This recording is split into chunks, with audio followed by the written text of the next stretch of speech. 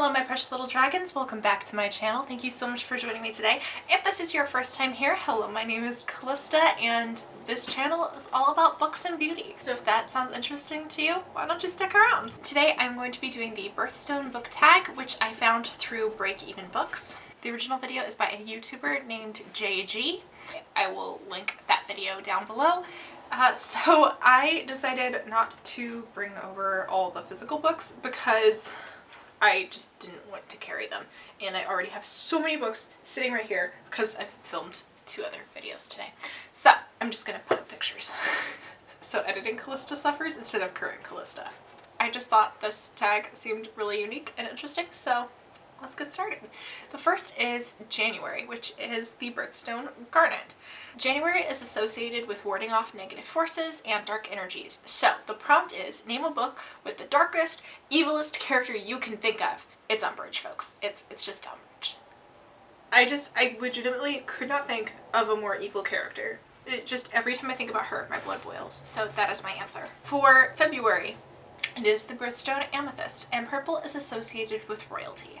So name a book with regal qualities. You can base this off the character or choose like the king of all books. So I was like, I don't know. So if I'm going with like the king of all books, I thought of like Lord of the Rings because it's kind of like the grandfather king of fantasy, and it just like it's just kind of book royalty at this point. If I'm thinking more characters, I could think of like the Princess Academy because it's literally all about these like commoner girls learning how to act like princesses. So like there's that. And then I thought of like Mists of Avalon because it's about Arthurian legends, so of course there's King Arthur, so there's that royalty. So like any of those books would kind of fit the prompt. So I'm not sure which one to choose, so I choose all of them. March is the birthstone Aquamarine. The prompt is washed out, so name a wishy-washy character or a character who is not strong or a follower. So I chose Ona from A Place Beyond Her Dreams by Obiela because she's kind of like that. Like she's not really take charge, but she's also not like a super pushover. She just kind of exists and kind of goes back and forth between the leader-follower line. So I chose her. So then April is Diamond, so the prompt is a diamond in the rough. So name a book that you loved but is not well known. So the book that I chose for this one is First Light by Rebecca Stead, which I read for the first time a couple years ago, but I just thought the premise of it was really interesting because it's basically about a world that's like hidden under the ice in Greenland, or not a world, like a community of people who are hidden under the ice in Greenland. And so it's kind of this parallel story between 2 kids, one kid in the secret ice community and then one kid who his mom is a scientist, and they go to Greenland and then the 2 kids meet.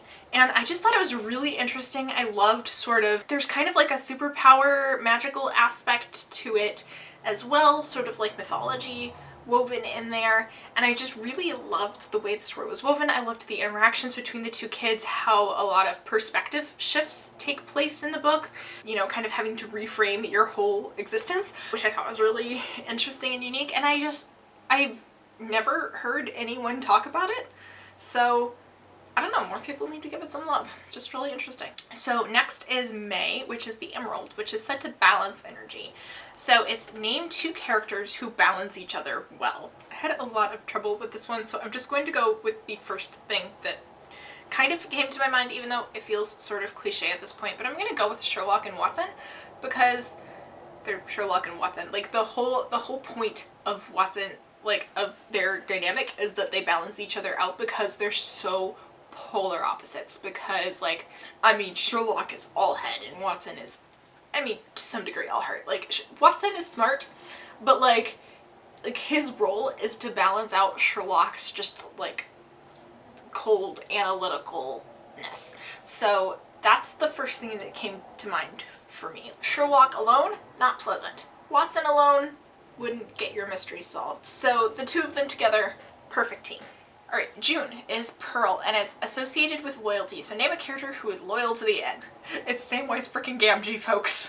There is no other character, it's just Samwise Gamgee. He is the loyalist of loyal. He is the most loyal. He is worthy to wield Mjolnir loyal. He is like one of my favorite all-time characters. I love him so, so much. There was no other consideration for this prompt. It was always Samwise Gamgee. What is Ruby? Blood red. Name a book that made your blood boil. One that made you angry. The only one that came to mind was Order of the Phoenix, and that's only because I hate Umbridge. So like, that doesn't really fit the prompt because it should be about the book making my blood boil rather than about a character in the book making my blood boil.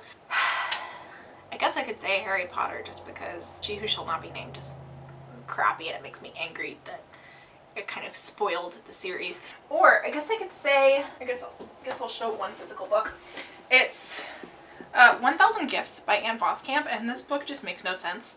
Like, literally makes no sense. And she spoke at my school once, and she also makes no sense when she speaks in person, so there's that. She just kind of has that way of speaking where she comes across, you can tell she wants to sound knowledgeable about things, so she uses a bunch of big words and strings them together to try and sound educated, and just comes across sounding pretentious and also like she doesn't know what she's talking about. And that's how that book reads, and it made me so annoyed. And the only reason I still keep it is because a very dear friend gave it to me, and so I keep it because of my friend and because I love her, not because of that book. So I guess it makes me angry because I am obligated to keep it, and it's not good. Which, by the way, my friend hadn't read it. She just heard good things about it and got it for me, thinking I would like it because she knew I... So, my friend is innocent in all of this. She was merely the messenger. The book was the problem here. August is Peridot, which is pale green. It pales in comparison to other gems. Name a supporting character that you like better than the main character. So I can't say Sam Gamgee again, so I'll just... So I think I'm going to say, it's really hard because usually when I really like a supporting character, I do also like the main character because it just means the book is written well.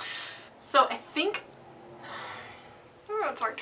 I think what I'm going to go with is Chunbu from the Island of Sea Women, who is the husband of Yongsuk, who's the main character. Just everything he does in the book I love. Like, he's just he's a very lovable, sweet, thoughtful character. And I think part of it is just because he's in a shorter amount of the book, so you don't get to see his flaws as much, whereas you get to see all of Yongsuk's flaws because you follow her through her life, and a lot of the book focuses on her tensions with her friendship and the falling apart of her friendship with Mija, who's her like childhood, who's like her best friend. So I think that's part of it, but I still just like, if we're talking about just liking a character, I like Junbu more than I like Yongsuk. But Yongsuk is a far more complex, interesting, developed character than Junbu. But like, that's not what the question or prompt was. So that's my answer for that one. So September is Sapphire, blue like the ocean, which is calming.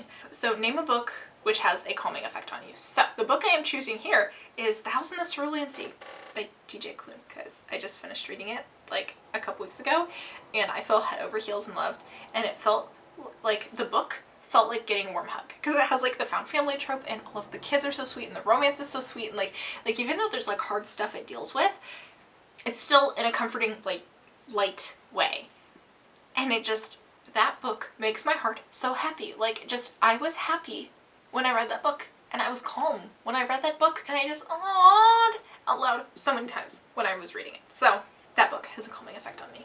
All right, October is Opal, which is iridescent. So name an iridescent book. So this can be a book with a beautiful cover, or I can base it off of a character, so like quirky, colorful. Speaking of like an iridescent book, the first book that came to mind is To Sleep in a Sea of Stars, because like when you see the book in person, which it's at the bottom of the stack, I'm not grabbing that, it has like this beautiful iridescent shift to the way it shows the space, like the sky.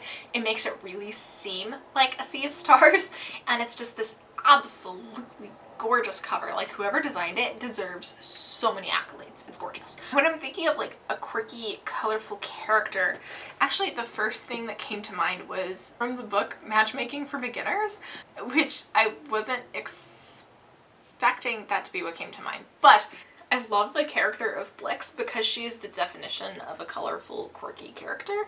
Like, she is like the old lady who does not give a crap. She's a matchmaker. She wears whatever she wants. She's colorful, she's bright. Yeah, she fits that. November, my birth month. So November is Topaz, which it's also like, I've also seen citrine. People can't make up their mind with November. Is citrine the same thing as Topaz? I should know this, it's my birth month, but I don't know. Anyway, it's associated with resilience. So name a book with a character who rises to the top in a time of adversity. So the first thing I thought of for this, which, I mean, it's literally, there's so many characters you could name because, I mean, basically the hero's journey sums up that, and so many books use the hero's journey, so I just chose the first thing that came to mind, and that was Percy Jackson.